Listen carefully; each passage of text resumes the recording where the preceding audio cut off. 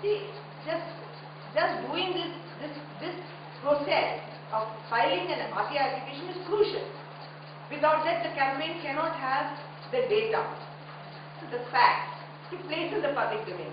But without the campaign, the RTI applicants will slowly, as you say, degrade into being just a very unhappy human being. So we need the campaign. The point is, Karnataka has 3 or 4 campaigns, Kriya Katte and all these campaigns were there. Then there were many other campaigns in Bangalore. But as with all our movements, somehow we seem to go into peaks and lows. It's now, I think, in a kind of a dip. But I think those of you who go out of this institute and work otherwise, everyone can join a campaign. The campaign can have journalists, it can have people from all walks of life. They're not necessarily only activists who form a campaign. That campaign must be against him. I will be transparent when you elect me, and he kept his word. So you can see job card number, how many days the job card has worked, how many members of the family have worked, how much money is being paid to that family, and it has a 5-year span, so you can keep filling in the figures. So every child knows that my neighbor's house has got so many thousand rupees, my aunt has got so many thousand rupees, so it's there for everyone to see, and corruption will be lessened dramatically. And that's another battle. The Department of Personnel cannot be the nodal ministry for dispensing information. We've been fighting, but it's been a very small fight. All of you must fight to say that it must be taken away from the DOPT, which controls the interests of civil servants, and be given to the Ministry of Information and Broadcasting, so that it becomes part of their process of dissemination, and that they actually impose the enactment of Section 4, make it into a reality. What are your views on India heading towards the generation of nuclear power? My views are that all these claims are very tall claims, but to say it is not correct, which I do also, but it's not substantiated by facts. I think somewhere one of us will have to take one nuclear power station, or like Rawat Bhatta, which has been going on for years in Rajasthan, and actually show investment, how much actual energy it has brought out, and then make it into a public issue. There have been some friends of mine who are in anti-nuclear campaign who have done it, but this must become public coin. And also one must know about the negative impact of nuclear energy, even if it is used for peaceful purposes. I think these are issues in which the public needs education. And ultimately, all these tall claims made by these people must be disproved only by specific data.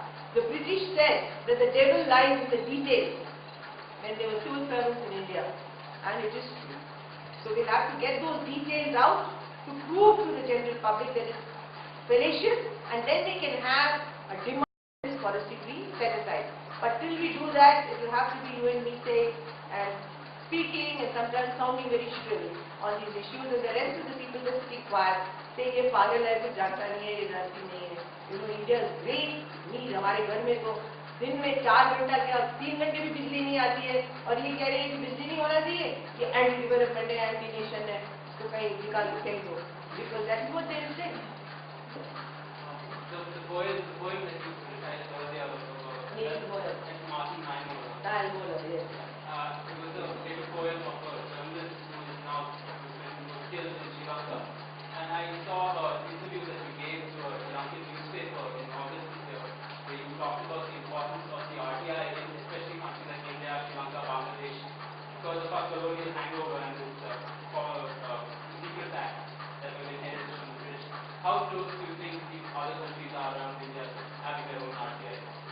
See, Bangladesh has passed this law. It's a weak law, but they passed the law. Pakistan has an ordinance. Sri Lanka is not even willing to look at the right to information laws. Nepal is also looking at. I don't know whether they actually passed the law in Nepal. So our neighboring countries, the civil liberties people are very interested in the Right to Information Act. In Bangladesh, it's become a reality. So I think we've also been going across to the various countries. The campaign. We've been going to Pakistan as well as Bangladesh, Sri Lanka, Nepal to talk about the RTI, because we think South Asia has a kind of not only a geophysical connect but also a political connect So what happens in Sri Lanka will impact India. So we feel there has to be, or India impacts Sri Lanka.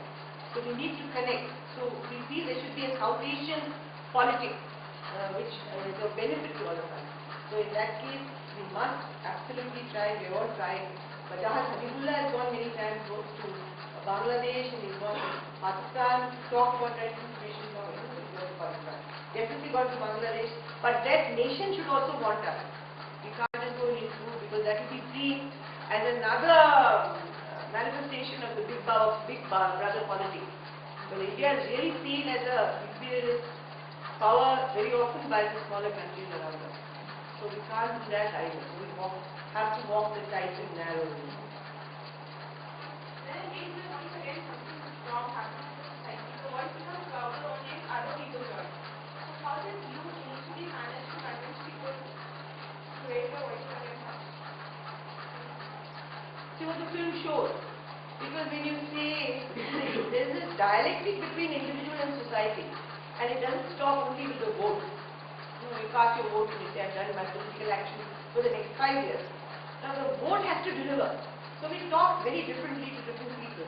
But this kind of corruption, which is visible and which affects large masses of people, school buildings collapsing, a small little bridge collapsing, or as has happened in a place called Janavar, building a veterinary hospital on the first floor. As soon as records were asked for, the panchayat got very nervous.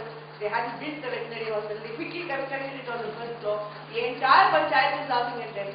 So how can animals walk up the stairs? So there is a ludicrousness to all this. But there is also a concern. One would just say that our country is politically connected to other countries and they are also taking initiative to have RTI as a law. Now, what about the urban India? We just now had a Kalo visit last week. Ma'am, there, rural India, sorry. There, outside the panchayat office, there are big boards of RTI written on all these terms and conditions written in Kannada. But the people in the villages, they don't even know what RTI is. And the panchayat office, which is there in the Kalo, in the villages, they are all closed. People don't even know that they have right of information, or they have a complaint that they can go and file a complaint and there is a procedure like that. But we have to work harder. You have to work harder in Karnataka. I can't answer for Karnataka because I don't live here. But I certainly think you have to work harder at many levels. You have to make sure that there is some regular awareness building campaign. You have to make sure that the radio, pressurize the radio, local radio to broadcast. You pressurize local papers to publish occasionally the process of writing an application law, writing an information application under the law. You do all these things and then there will be a change. When I can't offer solutions to what is a failure of people all around to do what they should do. But I don't agree with you because if this kind of information goes out, somebody raises an issue because it has some impact on a person's life, unless it's routine stuff like so-and-so's Pasarpanch and his telephone number such and such, then nobody will do anything. Ma'am, if you could just tell us about Selonia village, how it was made self-dependent, the story behind it. I am Aruna Roy's wife, but I don't work in Barefoot College, Selonia. I left the organization 23 years ago, and as all women do suffer, I suffer the invisible oppression of Bunker. It's not his fault, but I suffer from this oppression. He never asked whether he lives in bedroom. But I am always asked for Selonia. Despite the two murtis, despite my saying I am from a non-party political process, despite my saying I am from the Huzur Kisan Shakti Sangathan, which is located in Devdumri, I am still asked questions about Selonia. I don't mind answering because I do live with Bunker. Despite what Wikipedia has been saying that we are not husband and wife.